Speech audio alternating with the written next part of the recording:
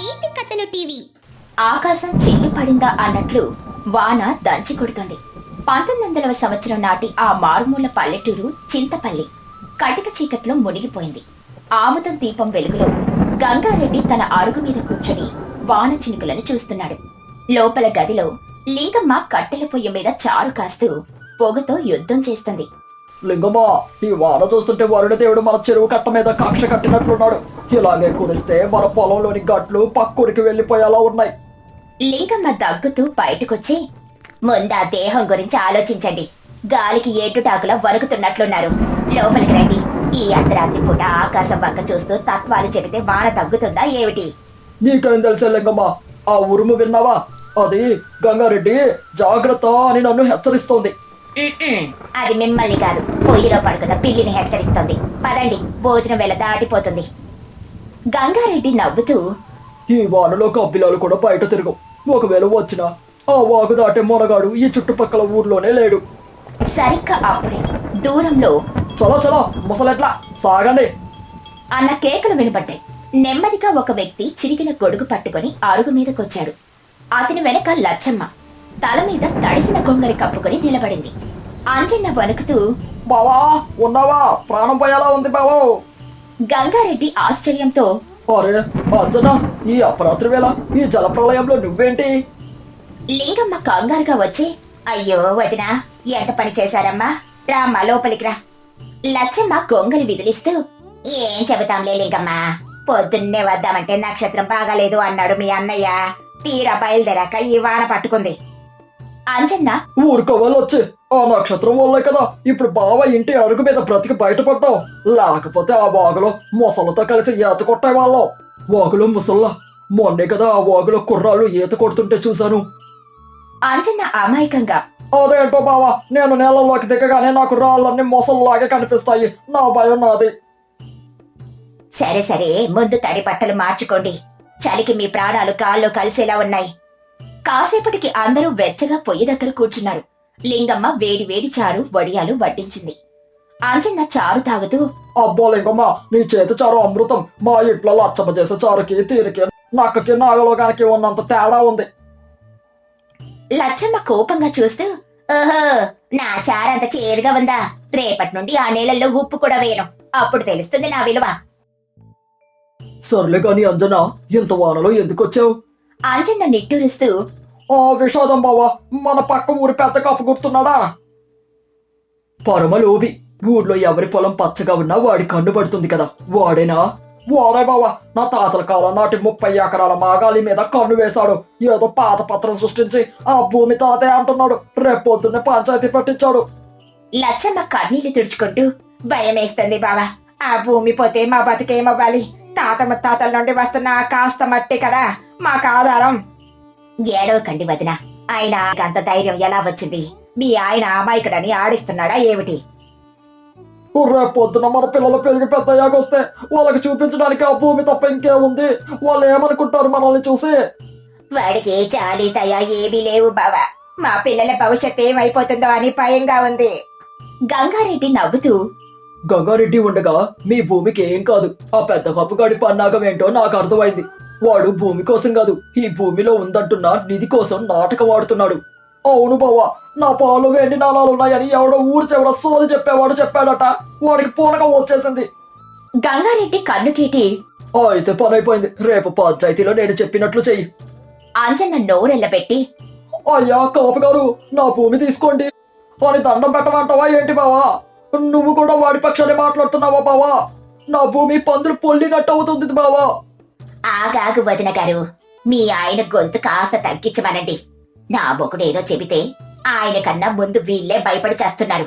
చెప్పండి, మీ ప్లాన్ ఏంటి? గంగారెడ్డి ముందుకు వంగి చిన్న గొంతుతో, వాడికి ఆ భూమి తవ్వి నిధి తీసుకోవాలని ఉంది కదా, వాడిని తవ్వనిద్దాం. కానీ వాడితోనే ఒక గమ్మత్తైన పత్రం రాయించుకుందాం. ప్లాన్ ఏంటంటే, గంగారెడ్డి అంజన్న చెవికి దగ్గరగా వెళ్లి ఓ 2 నిమిషాలు ఏదో గుసగుసలాడాడు. అది వింటున్న అంజన్న ముఖం క్షణక్షణానికి వెలిగిపోయింది. అంజన్న గట్టిగా నవ్వుతూ తొడగొట్టి, అబ్బా బావా, ఇదా నీ బుర్రా?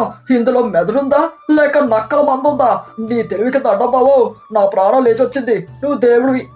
లచ్చమ్మ అయోమయంగా చూస్తూ, ఏంటో ఆ మాయా మంత్రాలు, నాకు కాస్త చెబితే ఈ రాత్రికి ప్రశాంతంగా నిద్రపోతాను కదా.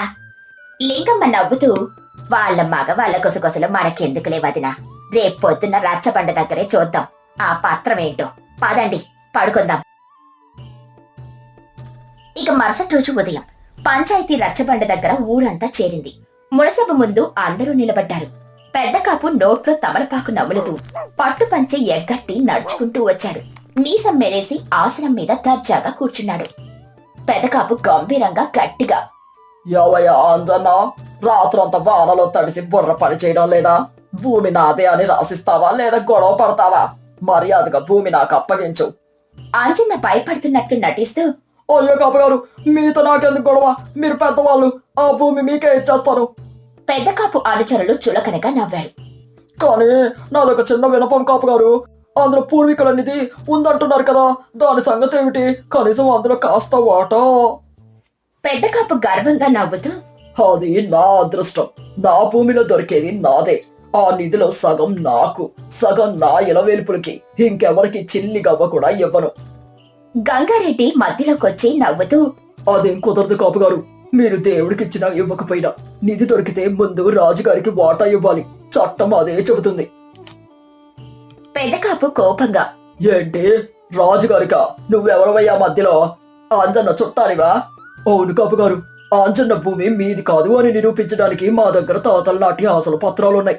అయినా మీరు అడుగుతున్నారు కాబట్టి ఆ భూమిని మీకు అప్పగించడానికి మేము సిద్ధం. కానీ ఒక చిన్న షరతు. మునసభ గారు, ఈ షరతు మీరు వినాలి. చెప్పు గంగారెడ్డి, ఏంటి షరతు? కాపుగారు ఆ భూమిలో తవ్వుకోవచ్చు. నిధి దొరికితే అందులో న్యాయబద్ధంగా వచ్చే వాటా తీసుకొనియండి.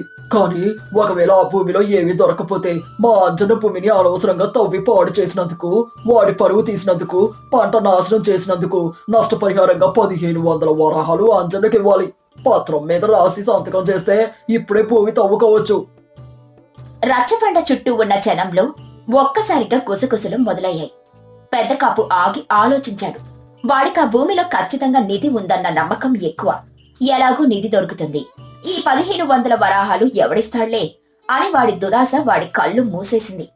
పెద్ద కాపు నవ్వుతూ, సరసరలరా, ఆ నిధి ఎలాగూ నాదే. నీ షరతుకి నేను ఒప్పుకుంటున్నాను. రాయి పత్రం. మునసపు వెంటనే పత్రం రాయించాడు. పెద్ద కాపు గర్వంగా సంతకం చేసేశాడు.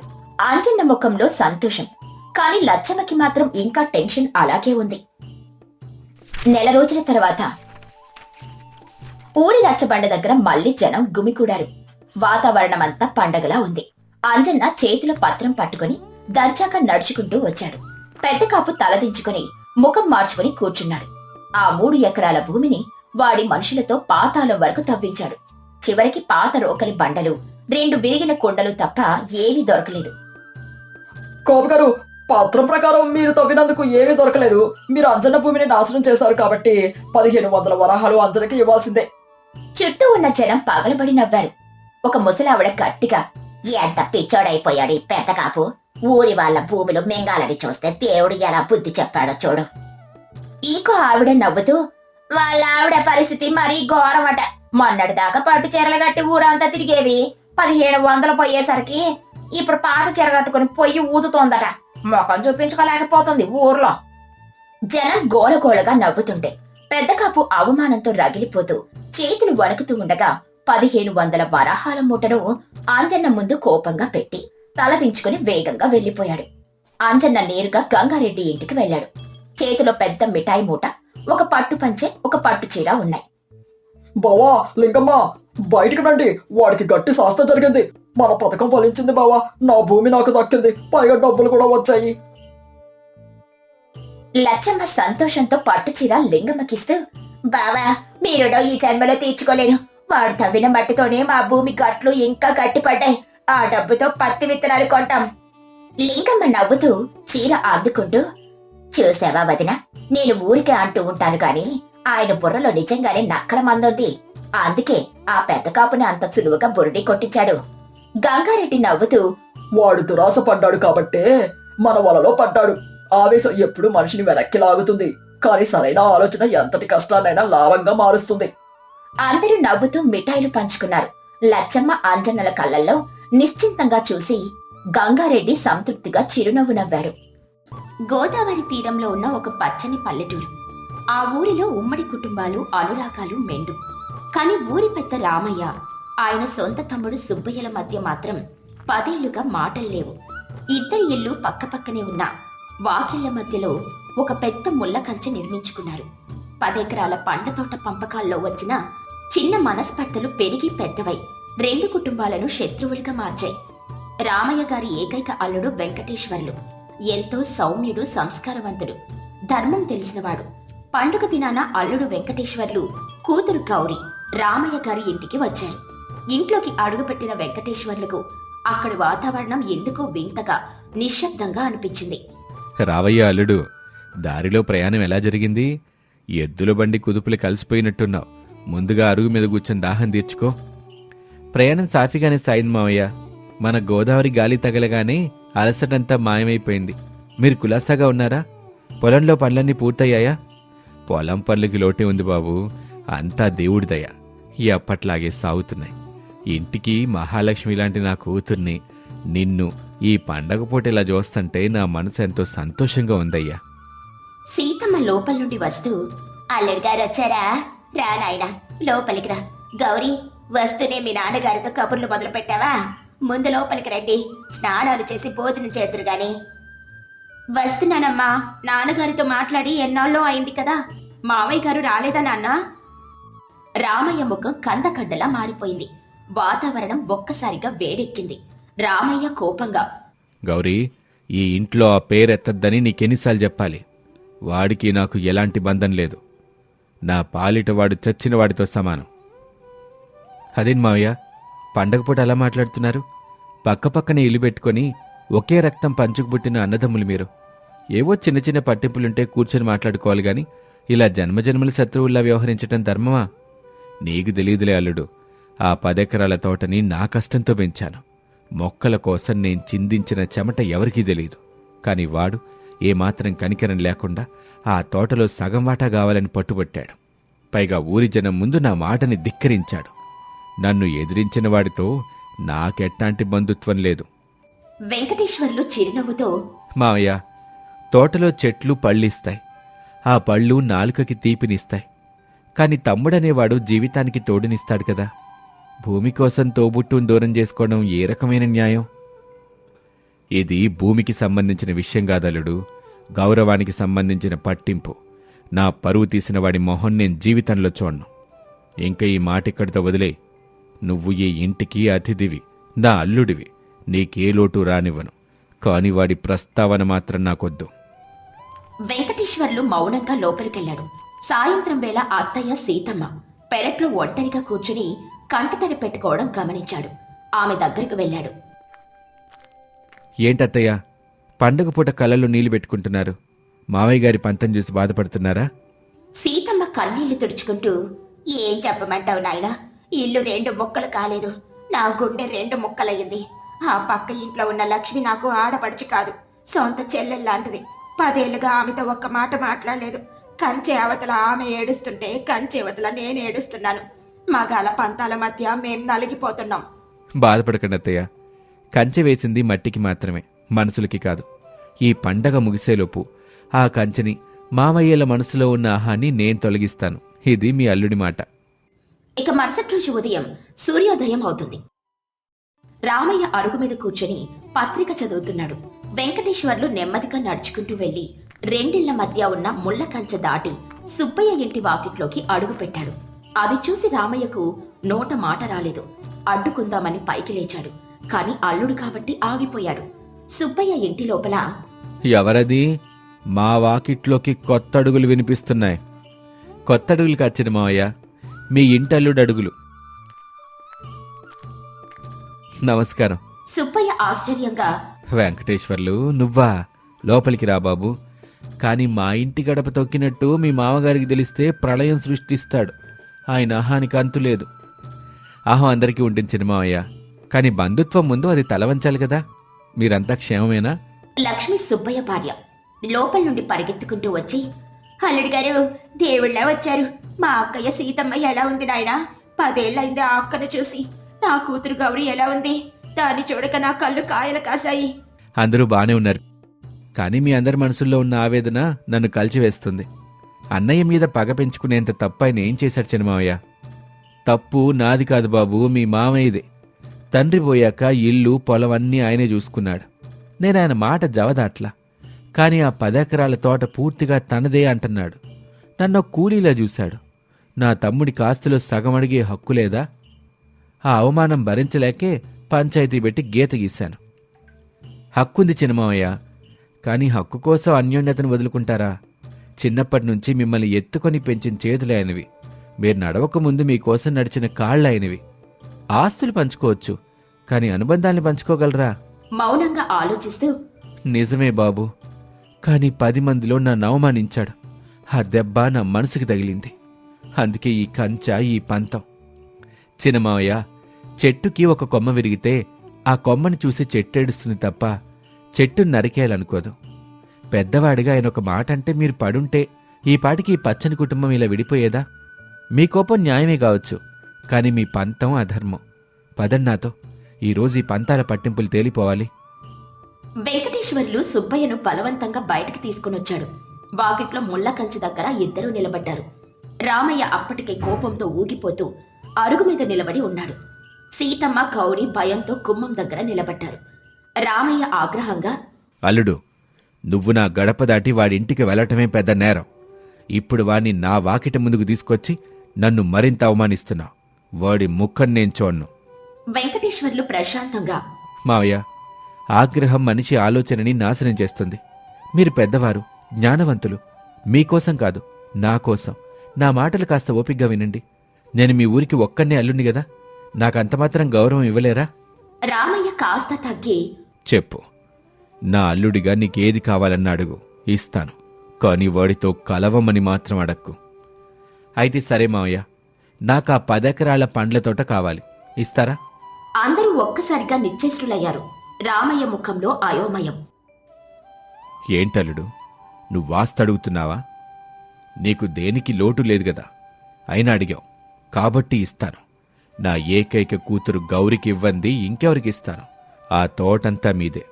వెంకటేశ్వర్లు నవ్వుతూ సుబ్బయ్య వైపు తిరిగి, విన్నారుగా చిన్నమావయ్య, ఈ రోజు నుంచి ఆ తోట నాది. మీ ఇద్దరికీ దాని మీద ఎటువంటి హక్కు లేదు. ఈ నిర్ణయానికి మీరు ఒప్పుకుంటారా? సుబ్బయ్య సందేహంగా, నువ్వు మా ఊరల్లుడివి బాబు, నా సొంత కొడుకు లాంటోడివి. ఆ తోట నువ్వు తీసుకుంటే నాకెట్టాంటి అభ్యంతరమూ లేదు. బావుంది. మరి ఆ తోట నాదైనప్పుడు ఆ తోట కారణంగా మీ మధ్య వచ్చిన ఈ శత్రుత్వం ఎవరికోసం? మీ బంధాన్ని విడదీసిన భూమి ఇప్పుడు మీ ఇద్దరిది కాదు, అది నాది. మరి దేనికోసం మీరు ఈ కంచె వేసుకున్నారు? దేనికోసం ఈ 10 ఏళ్ల పంతం? రామయ్య, సుబ్బయ్య ఇద్దరికీ నోట మాట రాలేదు. అల్లుడి మాటల్లోని లోతైన అర్థం వారి ఆహాన్ని తాకింది. మావయ్య, భూమి అనేది శాశ్వతం కాదు. మనం పుట్టుక ముందు ఈ భూమి ఎవరిదో, మనం పోయాక ఇంకెవరిదో అవుతుంది. కానీ తోబుట్టువుల బంధం అలా కాదు. ఈ 10 ఏళ్లలో మీరు సంపాదించిందేంటి? అత్తయ్య గారి కన్నీళ్లు, పిన్నిగారి వేదన తప్ప. రేపేదైనా ఆపదొస్తే 10 ఎకరాల తోటొచ్చి మిమ్మల్ని ఆదుకుంటుందా? లేక పక్కనే ఉన్న మీ తమ్ముడొచ్చి ఆదుకుంటాడా? రామయ్య తలదించుకుని మౌనంగా ఉన్నాడు. వెంకటేశ్వర్లు సుబ్బయ్య వైపు తిరిగి, చిన్నమావయ్య, అన్నయ్య అంటే తండ్రితో సమానం. 10 ఎకరాల కోసం తండ్రిలాంటి అన్నయ్యని ఎదిరించటం తప్పు కదా? అడిగే విధానం లోపించటం వల్లే కదా ఈ అనర్థమంతా జరిగింది. మీ అన్నయ్య గారు మిమ్మల్ని కష్టపెట్టాలని ఏ రోజైనా అనుకున్నారా? ఆయన అహాన్ని అర్థం చేసుకోకుండా మీరు కూడా పంతానికి వెళ్లటం వల్ల రెండిల్లు శ్మశానాల్లా మారాయి. వెంకటేశ్వర్లు మాటలకు రామయ్య కళ్ళల్లో నీళ్లు తిరిగాయి. ఆయన మనసులోని కఠినత్వం కరిగిపోయింది. నిజమే అల్లుడు, నువ్వు నా కళ్ళు తెరిపించావు. డబ్బు, ఆస్తి ఎప్పటికీ శాశ్వతం కాదు. నా సొంత తమ్ముణ్ణి నేను దూరం చేసుకోకుండా ఉండాల్సిందే. పెద్దవాడిగా నేను వాణ్ణి క్షమించి హక్కును చేర్చుకోవాల్సింది పోయి కంచెలు వేసి పంతం నెగ్గించుకున్నాను. ఈ పంతంలో నేను గెలిచాను గాని ఒక అన్నయ్యగా ఓడిపోయాను. సుబ్బయ్య కన్నీళ్లతో పరిగెత్తుకుంటూ వచ్చి రామయ్య కాళ్లపై పడ్డాడు. నన్ను క్షమించన్నయ్యా. నీ కష్టాన్ని అర్థం చేసుకోకుండా నీ మాటను ధిక్కరించి తప్పు చేశాను. ఈ 10 ఏళ్ళు నిన్ను దూరం చేసుకొని నీ నరకం అనుభవించాను. ఆ తోట నాకొద్దు, ఈ ఆస్తి నాకొద్దు. నా అన్నయ్య నాకు కావాలి. రామయ్య సుబ్బయ్యను పైకి లేపి గుండెలకు హత్తుకున్నాడు. ఎడవకురా తమ్ముడు, తప్పు నాది కూడా ఉంది. నా తమ్ముడి కంటే నాకు ఆ పాడు తోట ఎక్కువ కాదు. ఇక మీద మన మధ్య ఎట్టాంటి కంచెలు ఉండవు. ఇద్దరు అన్నదమ్ముళ్ళు ఏడుస్తూ ఒక్కడవడం చూసి సీతమ్మ లక్ష్మి కూడా కన్నీళ్లతో ఒకరికొకరు ఆప్యాయంగా పలకరించుకున్నారు. రెండేళ్ల మధ్య ఉన్న 10 ఏళ్ల మోగదనపు కంచెలు ఒక్కసారిగా బద్దలయ్యాయి. గౌరీ ఎంతో సంతోషంగా తన భర్త వెంకటేశ్వర్ల వైపు గర్వంగా చూసింది. చూసారా మావయ్య, ఈ కన్నీళ్లు భూమి మీద పడితే ఏ పంట పండదు, కాని మనసు మీద పడితే అనురాగాల పంట పండుతుంది. నేను అడిగిన తోట నాకే గదా. రామయ్య నవ్వుతూ, తోటొకటే ఏంటల్లుడు, నా ప్రాణమైన నీకే ఇస్తాను. నువ్వు మా ఊరికొక్కడివి అల్లుడివి కాదు, మా 2 కుటుంబాల్ని కాపాడిన దేవుడివి. కృతజ్ఞతలు మావయ్య. నాకే ఆస్తులు వద్దు. నా భార్య గౌరికి పుట్టింటివారు, ఆ ఇంటి బంధుత్వాలు ఎప్పటికీ పచ్చగా ఉండాలి. అదే నేను కోరుకునేది. ఇంకా ఆలస్యం దానికి ఆ ముళ్ళ కంచెని పీకేసి పండగ భోజనం అందరం కలిసే చేద్దాం. అందరూ ఆనందంగా నవ్వారు. సుబ్బయ్య తన చేతులతో స్వయంగా ఆ ముళ్ళ కంచెను తొలగించాడు. ఆ పల్లెటూరు ఆ రోజు నిజమైన పండుగని జరుపుకుంది. బంధుత్వాల విలువ ముందు ఎలాంటి అహం, ఎలాంటి పంతం, ఎలాంటి ఆస్తి సరిపోవని ఆ ఊరి జనం తెలుసుకున్నారు. ఈ కథలోని నీతేంటంటే, ఆస్తులు అంతస్తులు కరిగిపోయేవి, బంధాలు అనుబంధాలు మాత్రమే శాశ్వతంగా నిలిచిపోయేవి. పంతాలు పట్టింపుల వల్ల తోబుట్టువులను దూరం చేసుకోవడం కంటే అజ్ఞానం మరొకటి లేదు. కుటుంబంలో ఐక్యమత్యమే నిజమైన సంపద.